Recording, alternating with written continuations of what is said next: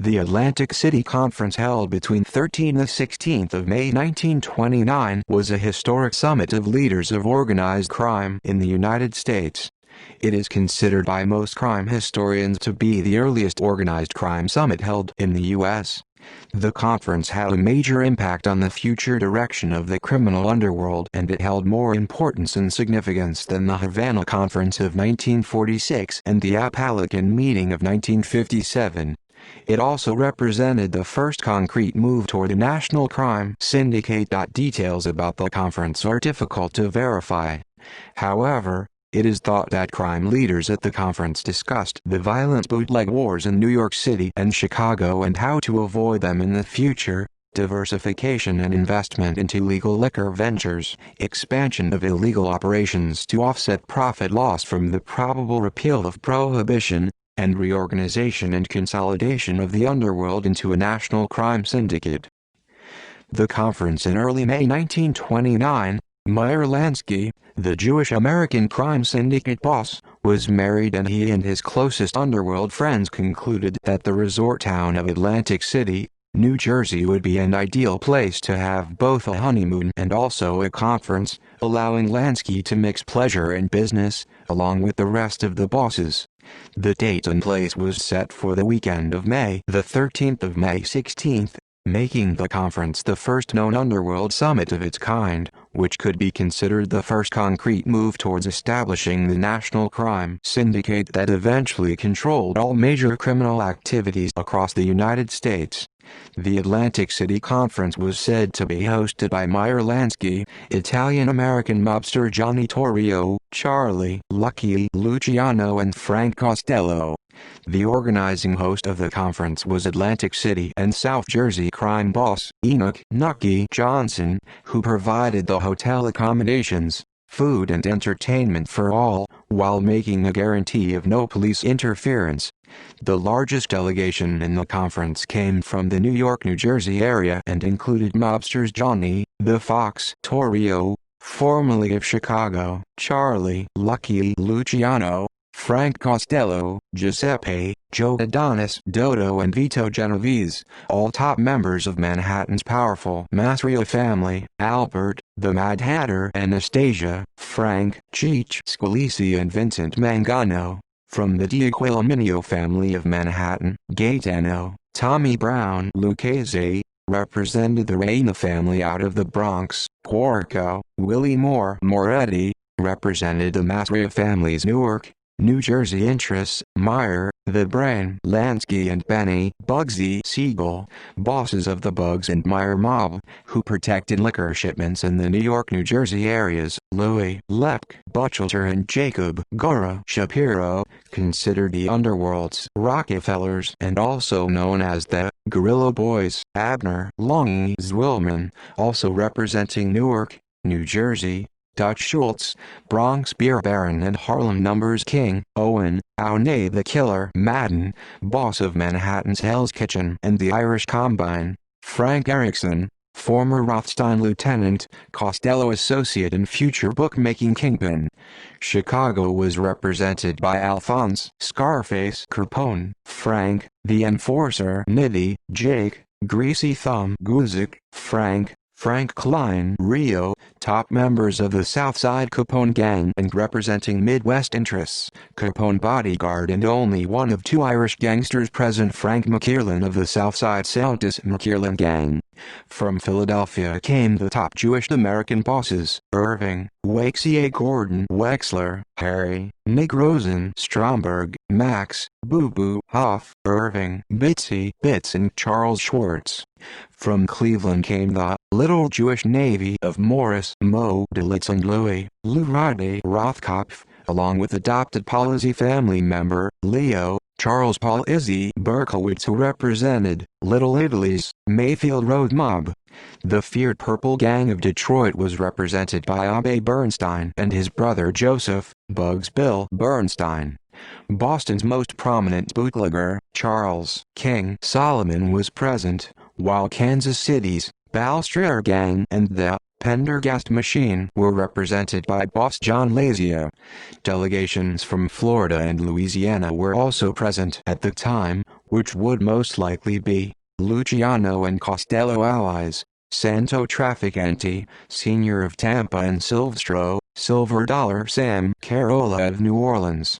Two of the underworld's most powerful leaders, Giuseppe, Joe the Boss Masria and Salvatore Maranzano of New York, were not invited. The old guard or Mustache Pete's maintained traditional old world ideals and business practices that restricted them from working with other ethnic gangs outside of the Italian underworld. This was counter to the ideals and principles that the leaders, such as Luciano and Torrio, wished to express to the other delegates in Atlantic City. At the time of the conference, future underworld power, Joseph Joe Bananas Bonanno was Maranzano's top lieutenant and aide and was not invited to Atlantic City, though he would soon become one of the architects of the National Crime Syndicate and the La Cosa Nostra Commission. The conference started off with an apparent embarrassing incident for some of those invited who tried to check into the first hotel Nucky Johnson had them registered, namely at the exclusive Atlantic City Breakers Hotel along the boardwalk, which then was restricted to white Anglo-Saxon Protestant clients. In later years, the Breakers Hotel catered to a mainly Jewish clientele, becoming known as the aristocrat of kosher hotels. Once the hotel's management found out multiple guests were trying to check in with Anglo-Saxon aliases, some delegates were refused admittance. Subsequently, Johnson heard about the problem and rushed over to the hotel to mitigate the situation. Al Capone being himself screamed at Nucky Johnson for not making the proper arrangements, and a loud argument ensued between the two gangsters while the others watched and hoped they would not come to blows. Suddenly Johnson, who was taller and heavier than Capone, pushed him into a limousine and ordered everyone to follow him. They headed for the Ritz-Carlton and Ambassador hotels, and when Capone reached the hotel he ripped several framed paintings and photos off the walls of the hotel and started to throw them at Nucky Johnson. The others concentrated on keeping Al Capone calm and quiet for the time being. For the first 3 days there were a constant round of parties at the hotels, with Nucky Johnson supplying plenty of liquor, food and girls for entertainment.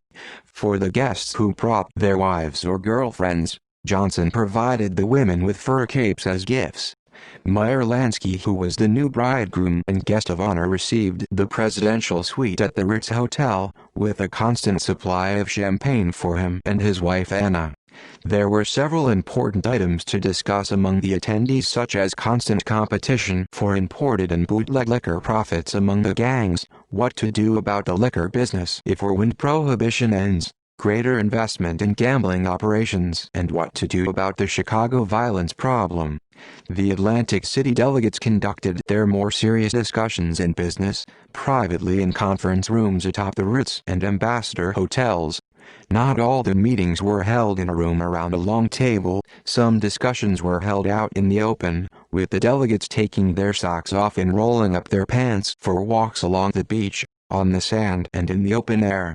This made the conference no great secret, with local newspapers carrying photos of Al Capone and some of the other prominent delegates as they cruised down the Jersey Shore boardwalk and beaches, dipping their feet into the water. Important decisions were made to stop competing with each other during the remainder of Prohibition and cooperate in pooling their resources to maximize profits and develop a national monopoly in the illegal liquor business. One of the most important discussions was what to do when Prohibition ended. The bosses decided to reorganize themselves and their gangs into cooperative organizations, investing in legitimate breweries, distilleries and liquor importation franchises. By making investments in the legitimate liquor business and by owning nightclubs, bars and restaurants to distribute the liquor and maximize profits, this gave the syndicate some security against the repeal of Prohibition. The delegates held discussions about taking a larger interest in illegal and cooperative gambling activities such as bookmaking, horse racing and casinos. The New York and Chicago representatives laid out a plan to tie in the national wire service for horse racing bettors with the daily racing form and to lay off bets throughout the United States. This idea was introduced to the conference delegates after Al Capone ran into Chicago's Moses Annenberg, who controlled the mob that enforced distribution of William R. Hearst's newspapers in the Chicago area. The families in New York and Chicago would oversee and direct operations for this cooperative and very lucrative venture. New York bosses, Frank Costello and Meyer Lansky, were chosen as directors to coordinate the operations along with Chicago representatives. New York's future layoff king and gambling czar Frank Erickson was chosen to oversee the organization of the operation along with Chicago's Moses Annenberg. Chicago businessman and underworld associate Moses Annenberg was not originally invited to the conference, but after running into Capone, the well-known Annenberg was most likely invited to confer with the leaders on business matters concerning the national race wire. It was agreed by the conference delegates that investments in the legitimate liquor business and gambling was the way to offset the loss of profits from the end of Prohibition, and discussions to divide the country into exclusive franchises and territories for the bosses and their gangs were started at the Atlantic City Conference. Another important topic was the ongoing violence and bloodletting that was occurring in Chicago. The underworld wars in Chicago, and to some extent New York, had brought about a public and media outcry on law enforcement to stop the violence. There had been added media and law enforcement attention, and this was placing pressure on underworld rackets and operations around the country. Most of the pressure was due to the recent St. Valentine's Day massacre in Chicago, with former Al Capone boss and mentor Johnny Torrio taking the lead and Charlie "Lucky" Luciano and the other delegates backing him up. Capone was chosen as a sacrificial lamb to ease the heat brought on the underworld and its leaders. Al Capone was convinced after much debate and refusal to allow himself to be arrested on a minor charge and sent to prison for a short period of time, deflecting the media and law enforcement pressure for the good of the whole underworld. After the conference was concluded, Chicago underworld boss Al Capone and his bodyguard Frank Rio went to Philadelphia, where two friendly cops arrested and charged them with carrying a gun. Al Capone and Frank Rio were sentenced to a year in prison, but were released and back in Chicago after several months. The future of organized crime. Before the end of the conference, emphasis was laid on the fact that all of the future plans and operations had to be appropriated and administered peacefully among the country's bosses and criminal organizations, avoiding the sort of violent conflicts that had plagued the underworld in the past. The highly successful Big Seven Group was used as a model of future organization and peace for the new National Syndicate. New York bosses, Giuseppe "Joe the Boss" Masria and Salvatore Maranzano, were two old guard mafiosi who held a lot of power and influence nationally and could not be taken lightly. The two major underworld powers were ready to square off in a war, which was seen as running counter to the organizational plans for the future the Atlantic City delegates had agreed upon. The leaders that attended the conference all agreed that to continue with the syndicate's future plans, the old guard or Mustache Pete's would have to be eliminated eventually. It was understood that New York's Charlie Luciano and Meyer Lansky Group, along with their alliance of up-and-coming Young Turks, would have to deal with the old line bosses once the time was right. This led Benjamin "Bugsy" Siegel and Lansky to disband the Bugs and Meyer Mob Group and found their Murder, Incorporated organization several years later, where they worked for Luciano as hitmen. Before Siegel moved to California in the late 1930s, the organization was passed on to Albert Anastasia and Louis Buchalter. Meanwhile, the new National Alliance or Syndicate in Chicago, Detroit, Boston, Philadelphia and elsewhere would back up the New York forces through removal of the old guard in their areas if need be. It was clear to the delegates at the Atlantic City Conference that Charlie "Lucky" Luciano was a leader who commanded great respect and would eventually become first among equals in the syndicate. It was at the conference where Benjamin "Bugsy" Siegel and Meyer, the Brain Lansky met with Charlie "Lucky" Luciano several years before founding their Murder, Incorporated organization and working for Luciano as a hitman. Atlantic City delegates. The terms capo and consigliere were not used until Salvatore Maranzano labeled the Italian underworld Cosa Nostra in 1931. The terms lieutenant and advisor were more common at the time, except with the Maranzano family, future Bonanno crime family, which had already been following the strict Cosa Nostra traditions of their native Sicily. The position of consigliere did not exist until Charlie "Lucky" Luciano became the de facto first amongst equals in La Cosa Nostra and added the position to the family hierarchy in 1931, when he formed the commission. Underworld members, city or delegation they represented, and their rank at time of conference. Atlantic City. Enoch "Nucky" Johnson, South Jersey. Atlantic City boss host. New York, New Jersey. Chicago. Alphonse "Scarface" Capone, Southside Capone gang boss. Chicago. Frank the Enforcer Nitti, Southside Capone gang lieutenant. Chicago. Jake Guzik, Southside Capone gang lieutenant. Chicago. Frank Klein Rio, Southside Capone bodyguard. Chicago. Frank McKierlin, Countess McKierlin gang boss. Chicago. Philadelphia.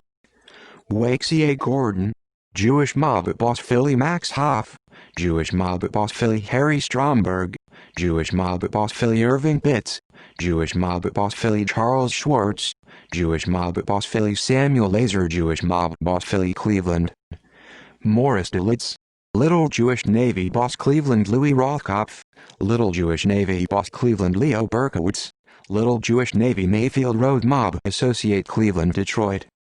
William Joseph Bernstein, Purple Gang boss. Detroit, a.k.a. Bill Bugs. Abraham Bernstein, Purple Gang boss. Detroit. Kansas City. Giovanni Lazio, Pendergast Machine Balstrare gang lieutenant. Kansas City, a.k.a. Lazio. New England. Charles Solomon, Jewish mob boss. Boston. Frank the Cheeseman Cucciara, North End gang Bucciolo family lieutenant. Boston. Frank Bootsy Morelli gang boss. Providence, Florida. Santo Trafficante Sr., Tampa family underboss. Tampa, Louisiana. Silvestro Corallo, Matrangla Jacana family lieutenant. New Orleans. Problems identifying attendees. Some historians believe that representation at the conference was not representative of the ethnic makeup of the U.S. criminal element, being that the delegations consisted of mostly Italian and Jewish crime leaders. Because of the lack of a substantial Irish delegation, a conclusion was made that this could have been the beginning of underworld domination by Italian and Jewish crime groups. The Irish still possessed an influential presence in America's criminal and political worlds and had a number of dominant crime leaders in New York, Boston, and Philadelphia.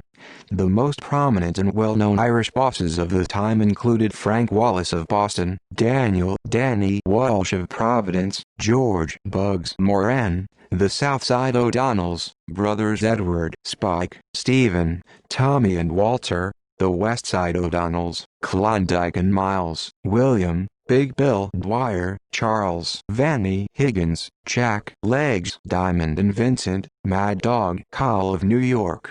Walsh was one of the leaders that many crime historians are unsure attended the meeting. Walsh was one of the most prominent Irish bootleggers of the Prohibition era, was an associate and partner of New York's Irish Combine leaders, Dwyer and Madden, and was an alleged member of the Big Seven group. This alone should have guaranteed his invitation, but some crime historians point to the fact that only two other Irish bosses were confirmed to be present at the meeting. Walsh's membership in the Big Seven group and the fact that he was not killed until 1933 makes for a good argument to include him. But had he been present, he would have been only one of three Irish bosses in attendance. Some crime historians, such as T.J. English, believe that the Italian and Jewish crime bosses did not invite the most prominent Irish bootleggers and criminals of the time to the Atlantic City Conference because they intended to marginalize them, along with the old guard or mustache Petes that controlled the majority of criminal operations in the big cities. Some other historians do believe English is correct. The Italians and Jews wanted to marginalize the Irish bosses, and so did not invite them. Historians of organized crime note that the motivations were not out of some ethnic, racial hatred, and nor was it out of sheer greed. The Irish had begun a type of criminal assimilation, leaving behind violent street rackets and moving on to more sophisticated types of organized illegality, such as taking over and corrupting the police force and local government of large cities.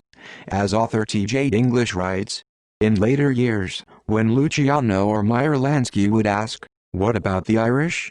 Who's taking care of the Irish?" they didn't mean Irish mobsters. They meant the Irish cops, politicians, and establishment figures who were friendly. In the eyes of many Italian and Jewish gangsters, this was the fair and proper role for the Irish in the underworld. Since they had gotten here first, so to speak, and had infiltrated the upper world, that was their function. The rest should be left to the Italians, Jews, Poles, and even the blacks. Perhaps owing to this theory, Frank Wallace was killed by hitters in Boston's Italian mob in 1931 and Danny Walsh disappeared in 1933. Whether or not there was a concerted plan to exclude them because of their ethnicity, several prominent Irish mob bosses were left out of the conference. First and foremost, because they were currently engaged in full-scale gang warfare with rival Italian and Jewish bosses. Bugs Moran would have been the Irish boss to represent Chicago, despite any plan to marginalize Irish mobsters, but he had just missed being killed in the St. Valentine's Day massacre when his gang was sizably decimated and he faded into obscurity soon after. The South Side and West Side O'Donnells of Chicago weren't as powerful as Moran and would not have been chosen to represent Chicago anyway, as they were at war with Al Capone and his allies. New York's Vannie Higgins, Legs Diamond and Vincent Cowell might have been invited but were involved in the Manhattan Beer Wars against Jewish bosses Dutch Schultz, Wakesie Gordon and Welsh boss, Owney Madden. At the Atlantic City Conference, Schultz was heard saying at the Ambassador Hotel, "This crazy maniac Cowell is causing me no end of grief," or Gordon added, "Yeah, and what about this bastard, Legs Diamond? He's hijacking my trucks and grading our clip joints all over North Jersey." Vannie Higgins was killed on January 19, 1932 in New York. Legs Diamond was shot 3 times and killed in his Albany, New York hideout on December 18, 1931, and Mad Dog Cowell was killed inside a New York phone booth by Schultz gunmen while talking to Owney Madden on February 8, 1932. Of note is the fate of Irish mob boss Bill Dwyer. He was not killed, nor was he forced out of the rackets by any other gangster, Italian or otherwise. Under his own volition, he retired from organized crime towards the end of Prohibition in 1932-33 and settled into life with his wife and 5 children in Belle Harbor, Queens. He died there in 1946 at the age of 63, after suffering a heart attack. One Jewish criminal killed following the conference was Jewish mob boss and Boston's most prominent crime leader and bootlegger, Charles King Solomon, was killed at his Roxbury, Boston speakeasy, known as the Cotton Club, on January 24, 1933. Law enforcement theorized that either Italian or Irish underworld leaders in the North End Buciola family of Boston, Massachusetts, or the Walsh mob of Providence, Rhode Island had Solomon assassinated. Either way, Solomon became another victim of the mob war for dominance in New England's underworld in the midst of the area's Prohibition wars. As Irish bosses Wallace and, mostly likely, Walsh were killed by Boston's North End Italians, Solomon was most likely killed by them as well, being that Italian dominance was uncontested in the New England underworld thereafter, other than in South Boston, which was too heavily populated by the Irish. Notes. References: McPhl, Jack. Johnny Torrio, The First of the Gang Lords. Arlington House, 1970. Messig, Hank. Lansky. Berkeley Medallion, 1971. Ghosh, Martin and Hammer, Richard. The Last Testament of Lucky Luciano. Dell Publishing Company, 1974. Wolfe, George. Frank Costello. The Prime Minister of the Underworld.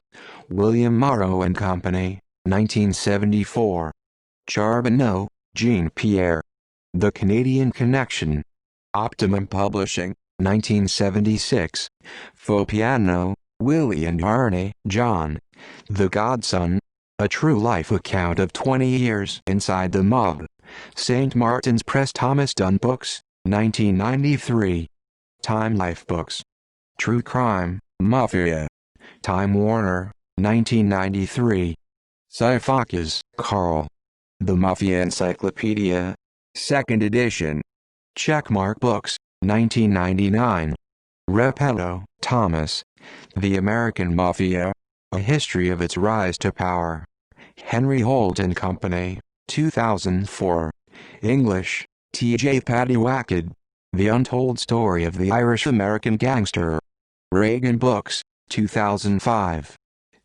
External links. Johnny, the Fox Torrio, The Father of Modern American Gangsterdom by Ellen May Wakesie Gordon, Half a Century at Crime by Ellen May. Three Thin Dimes, The Demise of Larry Fade by Ellen May. Vannie Higgins, Brooklyn's Last Irish Boss by Ellen May.